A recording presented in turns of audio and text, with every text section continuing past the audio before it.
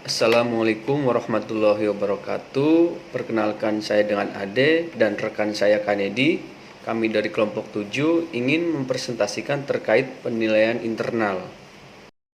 Produksi atau operasi. Fungsi produksi atau operasi dari suatu bisnis terdiri atas semua aktivitas yang mengubah input menjadi barang dan jasa.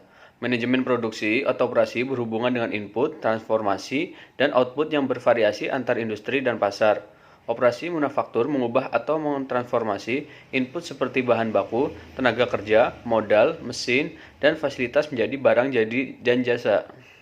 Fungsi dasar dari manajemen produksi: 1. Proses, 2. Kapasitas, 3. Persediaan, keempat tenaga kerja, kelima kualitas.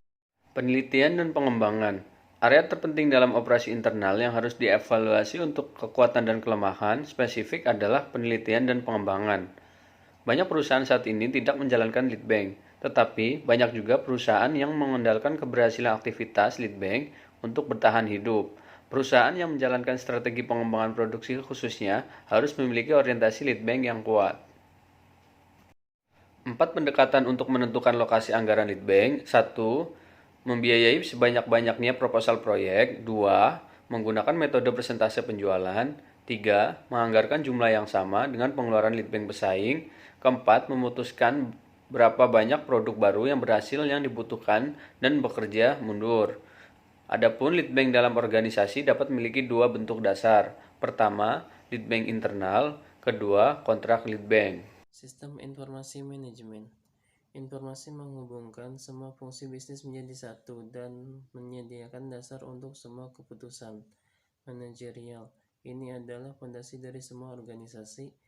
Informasi menunjukkan sumber utama dari kekuatan atau kelemahan kompetitif manajemen. Manfaat dari sistem informasi yang efektif meliputi pemahaman yang lebih baik mengenai fungsi-fungsi bisnis, komunikasi yang lebih bagus, pengambilan keputusan yang lebih berdasar, analisis persoalan yang lebih baik, dan pengendalian yang lebih efektif. Analisis rantai nilai. Menurut Porter, bisnis sebuah perusahaan paling baik dideskripsikan sebagai rantai nilai value chain, di mana total pendapatan dikurangi total biaya, semua aktivitas yang dilakukan untuk mengembangkan dan memasarkan produk atau jasa yang menghasilkan nilai.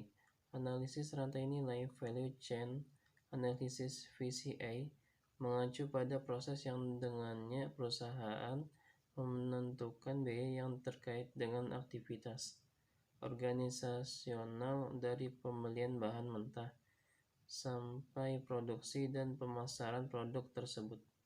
Penentuan tolak ukur. Penentuan tolak ukur atau benchmarking adalah alat analitis yang digunakan untuk menentukan apakah aktivitas-aktivitas rantai nilai sebuah perusahaan kompetitif bila dibandingkan dengan pesaing, dan dengan begitu kondusif untuk memenangkan pangsa pasar. Bagian tersulit dari tolak ukur adalah cara untuk memperoleh akses ke dalam aktivitas rantai nilai perusahaan-perusahaan lain yang terkait dengan isu biaya. Sumber-sumber yang lazim tolak ukur digunakan untuk informasi.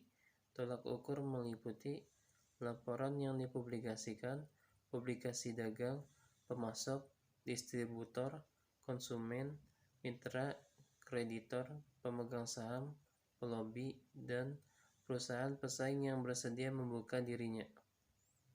Matriks evaluasi faktor internal.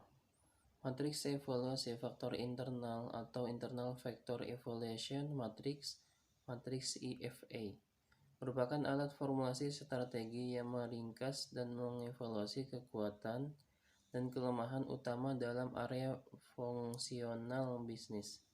Matriks ini akan memberikan landasan untuk mengidentifikasi dan mengevaluasi hubungan antara area fungsional bisnis tersebut.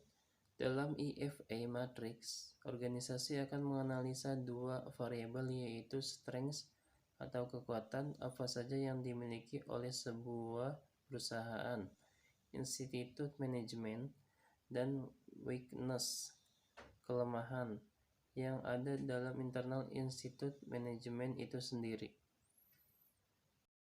Cukup sekian presentasi dari kelompok kami. Kurang lebihnya mohon maaf. Wassalamualaikum warahmatullahi wabarakatuh.